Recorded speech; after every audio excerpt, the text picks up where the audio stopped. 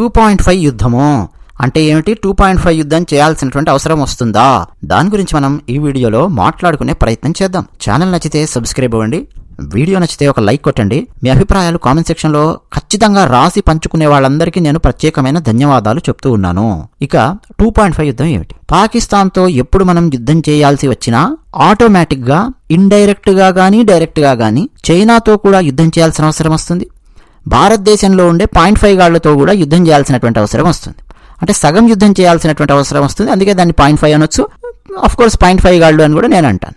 So ఓవరాల్గా 2.5 యుద్ధం చేయాల్సినటువంటి సిచ్యువేషన్ వస్తుంది. దీన్ని కూడా వెల్ క్యాలిక్యులేటెడ్గా భారత ప్రభుత్వము నరేంద్ర మోదీ గారు చేసి మరీ సిద్ధంగా ఉంటారు. ఏం చేయాలి ఏంటి అన్నది. మీకు అందుకే కాల్పుల విషయంలో తాత్కాలిక విరమణ ఇవ్వడానికి నరేంద్ర మోదీ గారి ప్రభుత్వము ఎందుకు ఒప్పుకున్నది? నిన్న మనం ఒకటి మాట్లాడాం, మీరు చూసే ఉంటారు. ఒకటి, అమెరికా ఇన్వాల్వ్ అయ్యింది. ఇన్వాల్వ్ అవగానే ఎస్ ఓకే ఇవి మేము చేయాలనుకుంటున్నది. నెక్స్ట్, భారతదేశం మీద ఏ తీవ్రవాద దాడి జరిగినా మేము దాన్ని యుద్ధంగానే పరిగణిస్తాము, సో మేము యుద్ధం లోపలికి దిగుతాము అన్న పాయింట్ స్పష్టంగా చెప్పారు.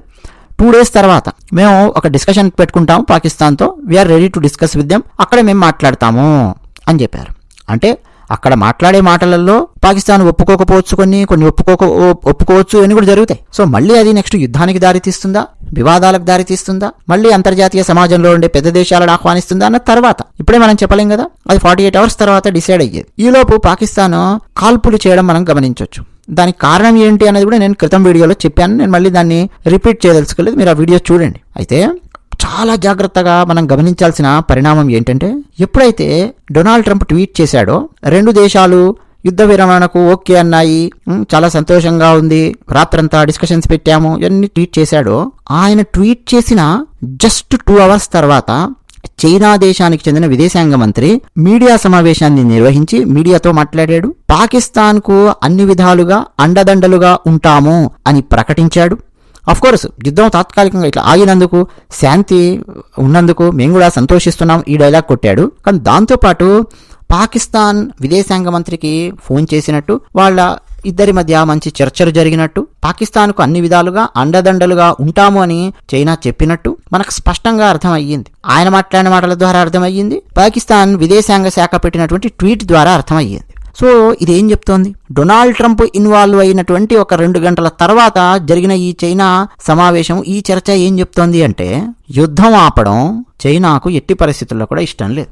ఎస్ అవును, ఎందుకు ఇష్టం లేదు అని అంటే, భారతదేశము అద్భుతంగా ప్రోగ్రెస్ అవుతోంది. బట్ ఎనీవే, భారతదేశం ఆర్థికంగా ప్రపంచంలో మొదటి 3 స్థానాలలో ఉండాలి అన్న విధంగా నరేంద్ర మోదీ గారు పనిచేస్తున్నారు. ఎలాగైనా దాన్ని కింద గనక పడేశారనుకోండి, అంటే భారతదేశం యొక్క స్థానాన్ని ఆర్థికంగా కింద పడేసుకుంటూ వెళ్ళిపోయారనుకోండి, అప్పుడు చైనాకు చాలా లాభంగా ఉంటుంది. ఎందుకు?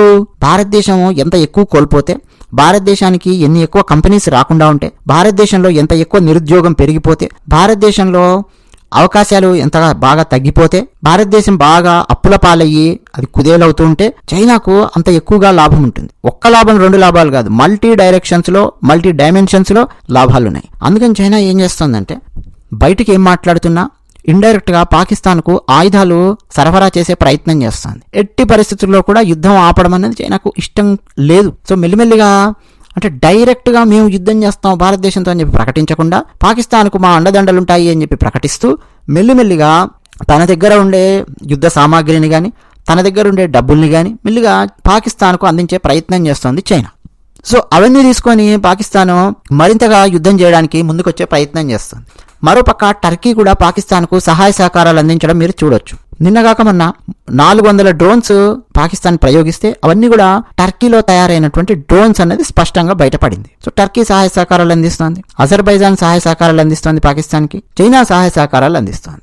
సో మొట్టమొదటి 2-3 రోజులు మీరు తీసుకొని చూస్తే ఆపరేషన్ సింధూర్ 2.0 డామ్ షూర్గా భారతదేశం అనేది పైచేయి సాధించింది. చైనా యొక్క ఆయుధాలను తుక్కు కొట్టేసింది భారతదేశం.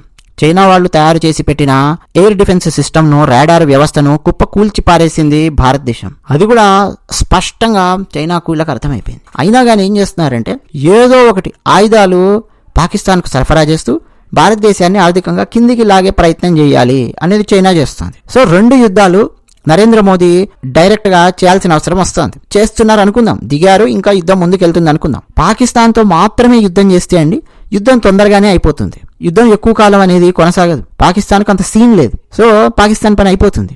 బట్ చైనా కూడా ఇన్వాల్వ్ అయ్యింది అనుకోండి, వాళ్ళు ఆయుధాలు సరఫరా చేస్తున్నారు, డబ్బులు పాకిస్తాన్కి ఇస్తున్నారు అనుకోండి, యుద్ధం ప్రొలాంగ్ అవుతుంది.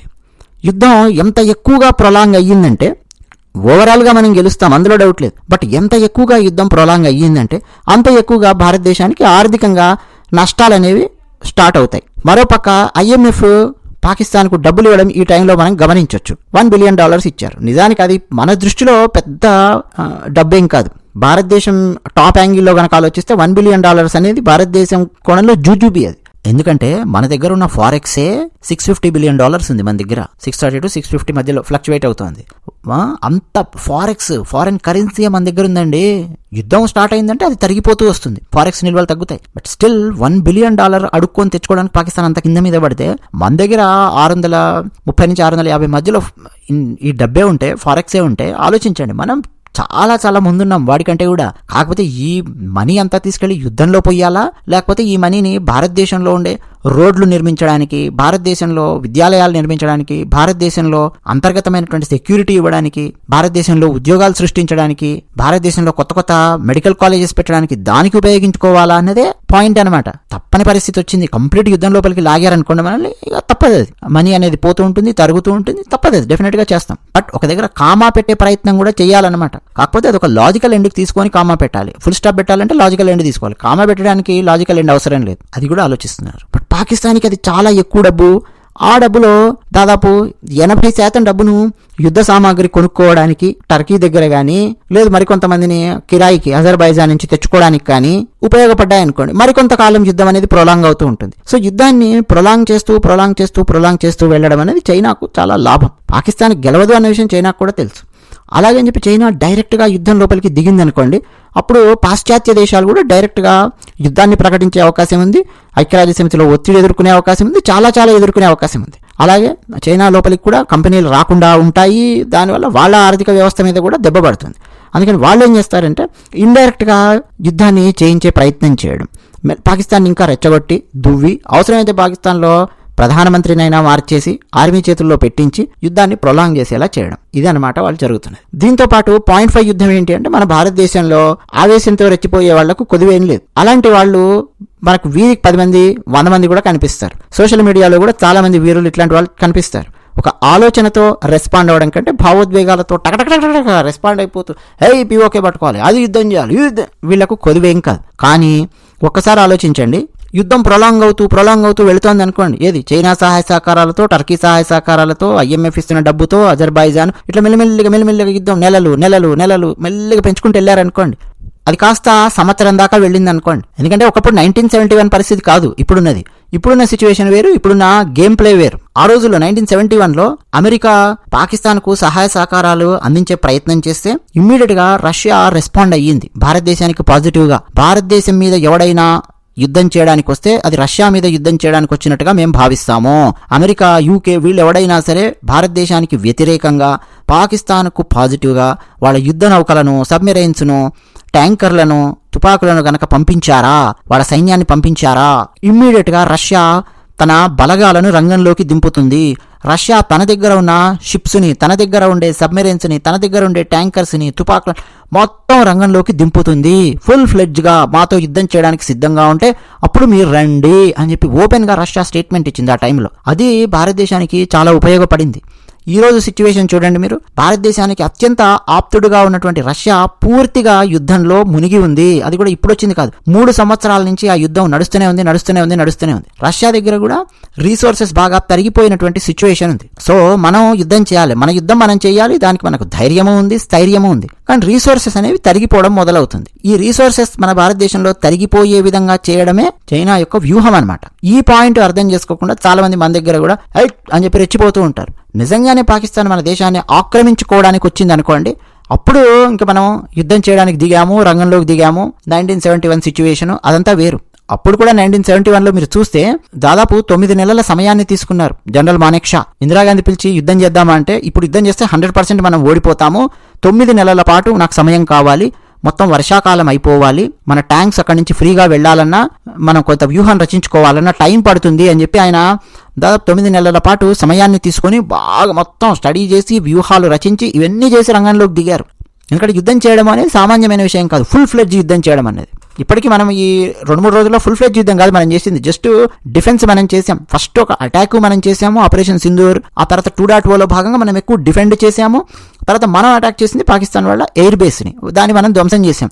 సో మా పవర్ ఇంత ఉంది చూసుకో అని చెప్పి వార్నింగ్ ఇచ్చాం. చేతులు ముడుచుకొని కూర్చోలేదు, చేయాల్సింది చేసాం. ఎక్కువ కాలం యుద్ధం ప్రొలాంగ్ అయ్యింది అనుకోండి, నెక్స్ట్ ఏం జరుగుతుందంటే మన భారతదేశంలో ఫస్ట్ ఫ్రీ బీస్ ఎత్తేయాల్సినటువంటి అవసరం ఉంటుంది. నెక్స్ట్ మన భారతదేశంలో బ్లూ బుక్ అనేది ఇన్వోక్ అవుతుంది. నేను ప్రీవియస్ వీడియోలో కూడా చెప్పాను. అది ఇన్వోక్ అయ్యింది అంటే భారతదేశంలో ఉండే రీసోర్సెస్ అన్నింటి మీద కూడా ప్రభుత్వానికి ఒక పట్టు అనేది వచ్చేస్తుంది.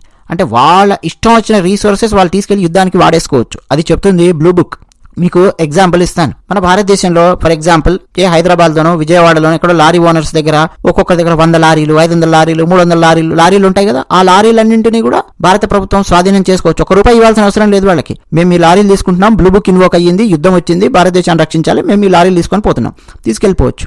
అలాగే మాకు పెట్రోలింగ్ కోసము బోట్స్ కావాలి, ఇంకా పెద్ద పెద్ద నౌకల్ని రక్షించడానికి, లేదు కొన్ని బాంబ్స్ అవన్నీ పెట్టడానికి కూడా మాకు కొన్ని చిన్న చిన్న బోట్స్ కావాలి, మేము తీసుకెళ్ళిపోతున్నాము అని చెప్పి సింపుల్గా భద్రాచలంలో అక్కడ ఉన్నటువంటి బోట్లు మొత్తం గోదావరి నది, కృష్ణా నది మొత్తం ఉన్న బోట్లు, లాంచ్లు అన్ని తీసుకెళ్లిపోవచ్చు. ₹1 ఇవ్వాల్సిన అవసరం లేదు వాళ్ళకి, ఒక కాంపెన్సేషన్ ఇవ్వాల్సిన అవసరం లేదు. మళ్ళీ అప్పుడు లబో దిబో నా బోట్ ఎత్తుకుపోయాడు, నాకు ఇదే జీవనాధారము, నా లారీ ఎత్తుకుపోయాడు నా జీవనాధారము అనడానికి స్కోపే లేదు. అక్కడ దేన్నైనా వాడుకోవచ్చు, ఏ సంస్థనైనా వాడుకోవచ్చు, ఏ హాల్నైనా వాడుకోవచ్చు. ఎందుకంటే ఫుల్ ఫ్లెడ్జ్ యుద్ధం వచ్చింది అని అంటే బాంబింగ్ అనేది కేవలం బార్డర్ వరకు మాత్రమే పరిమితం అవ్వదు, ఇంకొంచెం ముందుకు కూడా వచ్చే అవకాశం ఉంటుంది. మీకు 1971 టైంలో కూడా దాదాపు 500 కిలోమీటర్లు పాకిస్తాన్ వాళ్ళు లోపలికి వచ్చేసారు. మనం అంతకంటే వాళ్ళ లోపలికి మనం వెళ్ళిపోయాం. 1200-1300 కిలోమీటర్ల దాకా మనం వెళ్ళిపోయాం. కానీ ఆ తర్వాత ఇందిరాగాంధీ మొత్తం వదిలేసింది. 94,000 మంది యుద్ధ ఖైదీలను వదిలిపెట్టేసింది, ఆక్రమించుకున్న 1200 కిలోమీటర్ల ల్యాండ్ వదిలేసింది.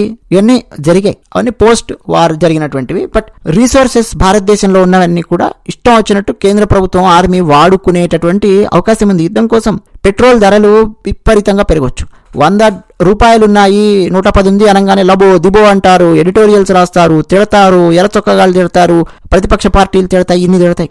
ఏది 100, 110 ఉంటే అదే ₹300, ₹400, ₹500 పెట్రోల్ ధర వెళ్ళింది అనుకోండి. ఎందుకంటే యుద్ధం స్టార్ట్ అయిందంటే చాలా చాలా పెట్రోల్ కావాల్సినటువంటి అవసరం ఉంటుంది. పైగా మన భారతదేశం లోపలికి పెట్రోల్ రాకుండా ఆపే ప్రయత్నాలు చేసేవాళ్ళు ఉంటారు. సో అప్పుడు ఏమవుతుందంటే పెట్రోల్ యొక్క ధర పెరుగుతుంది.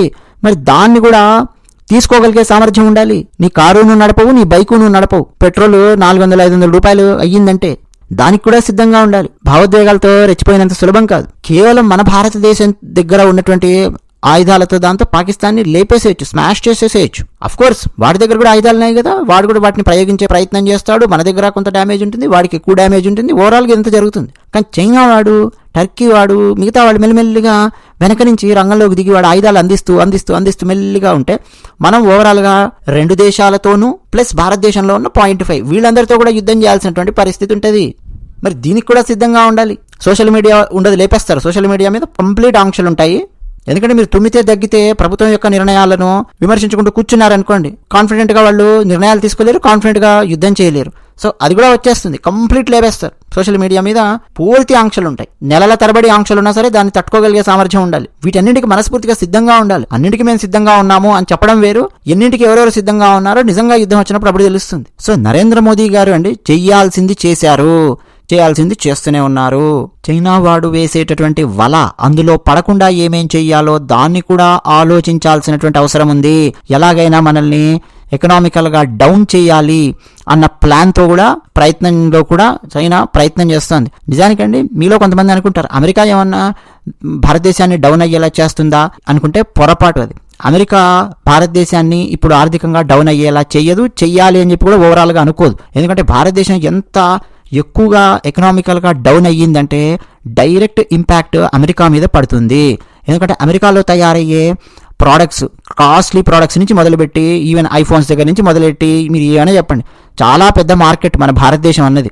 భారతదేశం ఎంత ప్రాస్పర్ అవుతూ ఉంటే అంత ఎక్కువగా అమెరికాలో ఉండే కంపెనీలకు లాభం. సో భారతదేశం అడుక్కు తినాలి అని చెప్పి పొరపాటున కూడా అమెరికా ఆలోచించదు. దాని అర్థం మన దేశం గురించి వాడేదో గొప్పగా ఆలోచిస్తున్నాడని కాదు. మన దేశం ఎంత బాగా ఉంటే అమెరికాకు అంత లాభంగా ఉంటుంది. అదొక్క కోణంలోనే కాదు, ఆసియా దేశాలలో చైనా యొక్క దూకుడుకు కళ్ళెం వేయాలన్నా, కాస్త దాని కంట్రోల్లో పెట్టాలన్నా భారతదేశం యొక్క అవసరం చాలా ఉంది అమెరికాకు. ఆ కోణంలో కూడా భారతదేశం బాగుండాలి అని చెప్పి అమెరికా కోరుకుంటూనే ఉంటది. అందుకే నెక్స్ట్ ఒకవేళ ఫుల్ ఫ్లెడ్జ్ వార్ కనుక కంప్లీట్ గా డిక్లేర్ అయ్యి చైనా కూడా రంగంలోకి దిగి ఓపెన్ స్టేట్మెంట్స్ ఏమైనా ఇస్తే నెక్స్ట్ అమెరికా కూడా ఓపెన్ స్టేట్మెంట్స్ ఇవన్నీ ఇస్తుంది. చైనా ఇండైరెక్ట్ గా సహాయ సహకారాలు అందిస్తూ పాకిస్తాన్కి ఇవన్నీ చేస్తూ ఉందనుకోండి, అమెరికా కూడా ఒక స్టేజ్లో కనీసము ఇంటెలిజెన్స్ సహాయం చేయడము ఇవన్నీ చేయడానికైతే సిద్ధంగా ఉంటుంది. డబుల్ గేమ్లు ఆడడంలో అమెరికా ఎప్పుడు ముందుంటుంది. బట్ సిచ్యువేషన్ మాత్రం ఓవరాల్గా ఇనీషియల్ సిచ్యువేషన్ చూస్తే డెఫినెట్గా సహాయ సహకారాలు అందించడానికే సిద్ధంగా ఉంటుంది. ఎందుకంటే అమెరికా వాడికి తెలుసు ఈవెన్ భవిష్యత్తులో కూడా వాడి యుద్ధ విమానాలు, వాడు తయారు చేసే పరికరాలు అవన్నీ చైనా వాడు ఎలాగూ కొనడు, వాడే తయారు చేసుకుంటానంటాడు. అవి తుస్తుమన్నా ఏమన్నా వాడే కింద మీద వాడే ప్రయత్నం చేస్తాడు. మన భారతదేశం ఏం చేస్తుందంటే మనం తయారు చేసుకోవడమే కాకుండా వేరే దేశాల దగ్గర కూడా మనం కొనే ప్రయత్నం చేస్తున్నాం, కొంటూ ఉన్నాం. సో అమెరికాలో ఉండే ఆయుధ వ్యాపారులు వాళ్ళందరూ కూడా కొంటుంది, భారతదేశం కొంటుంది, భారతదేశం మాత్రమే కొంటుంది, కొనగలుగుతుంది. సో భారతదేశం కాస్త ప్రాస్పర్గా ఉండాలి అని కోరుకుంటూ ఉంటారు. భారతదేశం అడుగుతున్న పరిస్థితికి వస్తే ఆయుధాలు ఎందుకు కొంటుంది ఇట్లా కూడా ఆలోచిస్తారు వాళ్ళు. అంత సిచ్యువేషన్ రాదు కానీ భారతదేశంలో చెప్తూ ఉన్నాను. So multi dimensional thought process అనేది మన కేంద్ర ప్రభుత్వం ఆలోచిస్తోంది. కేవలం యుద్ధం ఒక్కదాని గురించే కాదు, భారతదేశంలో ఉండే 140 కోట్ల మంది జనాల గురించి ఆలోచిస్తోంది, వాళ్ళ యొక్క భవిష్యత్తు గురించి ఆలోచిస్తోంది. అలాగని చెప్పి చేతులు ముడుచుకొని కూర్చుందా, ఏ గోకుల్చాటి లుంబిని పార్క్ అయినట్టు ఉందా అంటే అలా లేదు. చేతులు ముడుచుకొని ఏం కూర్చోలేదు, వెళ్ళింది ఆపరేషన్ సింధూరు చేసింది, వాడు వస్తే డిఫెండ్ చేసింది, వాడి గగనతల వ్యవస్థను లేపేసింది. సో పవరు చూపిస్తోంది భారతదేశము, శాంతికి సిద్ధంగా ఉన్నామనే సిగ్నల్ ఇస్తోంది. వాడు కాల్పులు తగ్గకపోతే నేను తగ్గను అనేది చూపిస్తోంది. మరోపక్క ఎవరైనా మధ్యవర్తిత్వం చేయడానికి వస్తే ఎస్ నేను నీ గౌరవాన్ని కూడా ఇస్తున్నాను అని చెప్పి విన్నట్టే ఉంటోంది. ఇంత చాణక్యం అనేది భారత ప్రభుత్వం అనేది చూపిస్తోంది. దానికి రెస్పెక్ట్ ఇవ్వాల్సినటువంటి అవసరం ఉంది, నరేంద్ర మోదీ గారిని నమ్మాల్సినటువంటి అవసరం ఉంది. అంతే తప్ప ఏది పడితే అది కేంద్ర ప్రభుత్వం మీద విమర్శలు చేయడము, భారత ప్రధానమంత్రి మీద విమర్శలు చేయడము అది మాత్రం చాలా పెద్ద తప్పు. అదే విషయం. ధన్యవాదాలు.